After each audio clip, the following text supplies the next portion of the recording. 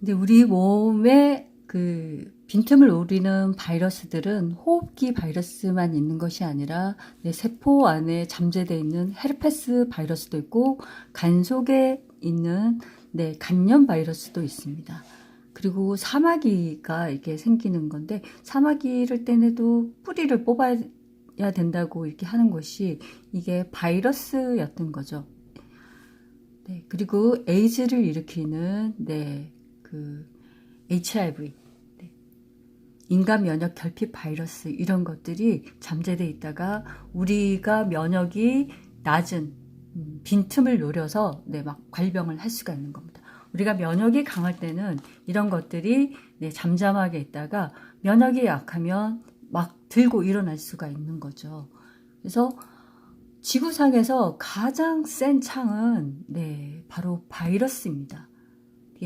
방패가 면역력인데 면역력으로 이 창을 막아내고 있는데 역사적으로 지구상에서 가장 무시무시하게 우리 인간들을 공격해왔던 것은 바로 바이러스였던 거죠.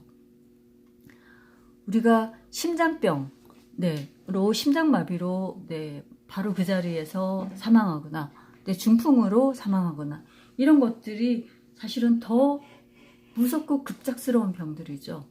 하지만 그것은 자기 혼자 앓다가 문제를 일으키고 다른 사람한테 전염을 시키지는 않아요. 그런데 이 바이러스는 한 사람이 앓으면 순식간에 많은 사람들에게 전염을 시키니까 이게 사회적으로 큰 문제가 되는 거죠. 바이러스는 뭐냐면 바이러스는 도둑입니다. 자기 혼자서는 살아갈 수가 없는 생물도 아니고 미생물도 아니고 숙주 안에 들어가서야지만이 생물처럼 활동할 수 있는 이런 물질이기 때문에 자기가 살기 위해서는 숙주의 몸에 기생해야지만이 살 수가 있는 거죠. 그러니까 바이러스는 눈에 보이지 않는 아주 작은 기생충이라고 볼 수가 있어요. 이 바이러스들이 지구상에 4,000여 종이나 있다고 합니다. 그게 조건이 맞으면 기하급수적으로 번식을 해가지고 근데 그 복제하는 이 유형이 DNA로 복제하느냐 RNA로 복제하느냐 두 줄로 복제하느냐 한 줄로 복제하느냐에 따라서 바이러스 종류가 틀려지는 거죠. 그래서 인간을 숙주 삼아서 병을 일으키기 때문에 사망 원인의 1위인 거예요. 그래서 새로운 숙주를 찾아 떠나는 여행이 바로 감염인 겁니다.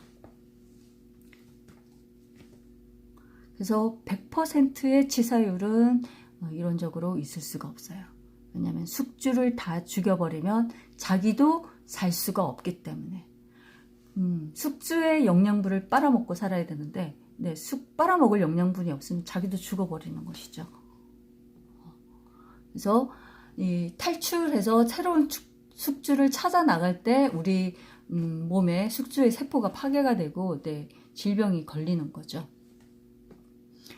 이런 그 코로나가 돌고 하는 것이 면역이 답인데 이런 전염병이 도는 것을 면하는 것이 그 자체가 바로 면역이에요. 역병을 면한다. 돌림병, 전염병을 면한다라는 뜻인데 이렇게 면하려면 그런 면할 수 있는 힘이 있어야 되죠. 그게 바로 면역력입니다. 면역을 할 수 있는 힘. 그 힘이 어디에 있느냐? 내 몸 안에 있다라는 거죠. 우리 몸을 침입하는 침입자들은 크게 네 가지가 있습니다.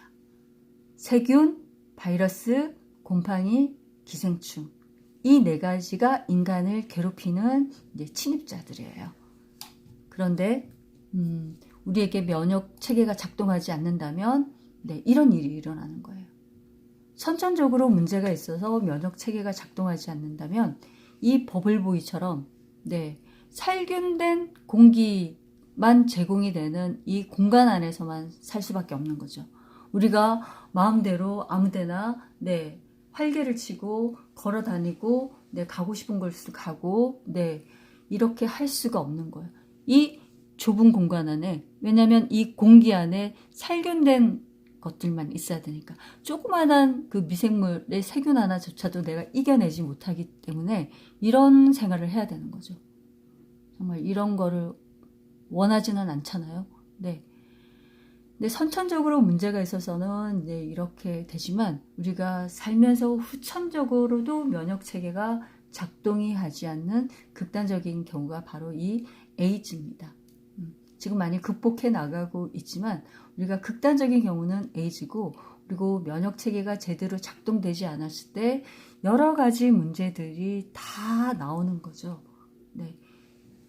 지금 머리끝부터 발끝까지의 지금 문제들은 다 면역 체계가 작동하지 않아서 나오는 문제들이라고 보시면 됩니다.